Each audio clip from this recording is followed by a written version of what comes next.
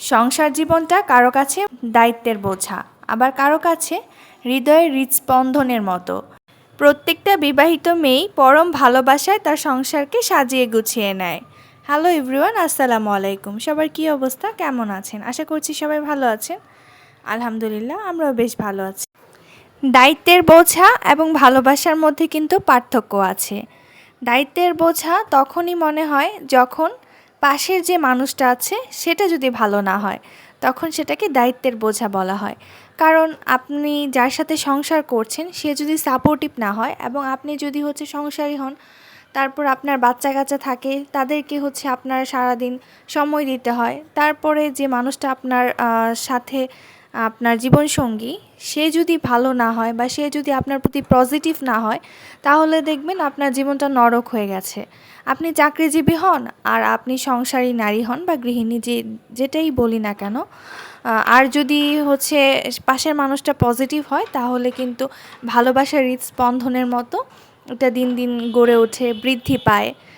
আস্তে আস্তে সংসারটাকে সাজানো গোছানো একটা পরিপাটি জীবন, একটা পরিপাটি সংসার হিসেবে গড়ে তোলা যায়। তাই পাশের মানুষটা ভালো থাকলে সব কিছুই ভালো করা সম্ভব, জীবনটাই সুন্দর হয়।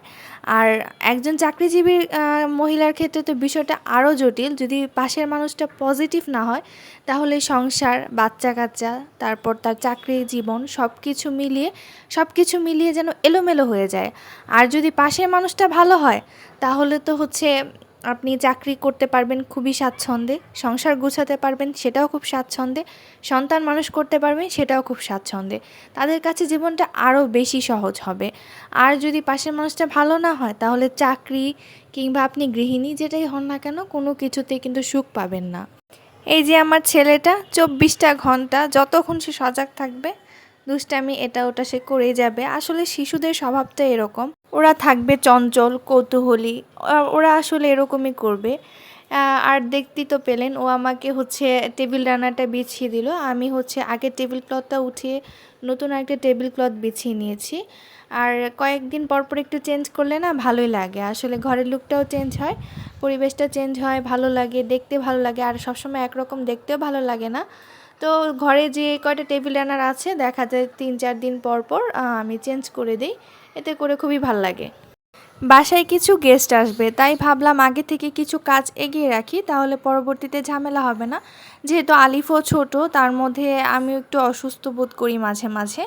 তাই আসলে যে কাজগুলো আগে করা যায় সেগুলো করে রাখলে পরবর্তীতে যখন গেস্ট আসবে বাকি কাজগুলো করে নেওয়া সহজ হয়।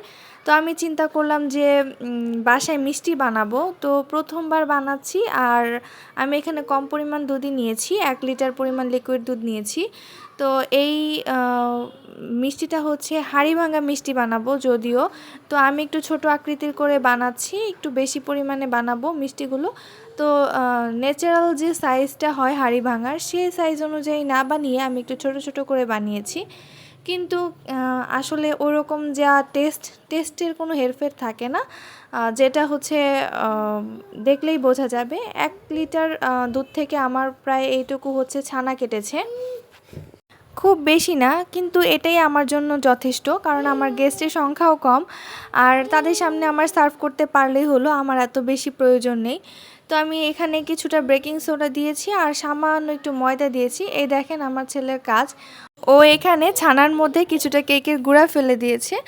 আর তারপর আমি ছানাটা ভালো করে শেপ করে নিয়েছি, এবং সেখান থেকে মিষ্টিটা তৈরি করে রেখেছি।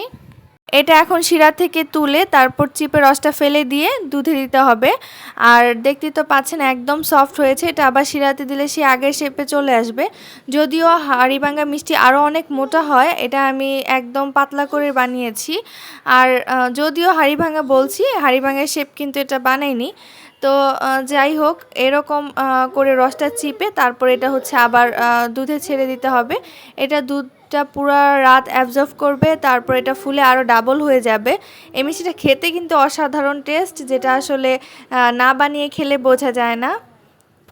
আজকে এখানেই বিদায় নিচ্ছি। আসসালামু আলাইকুম।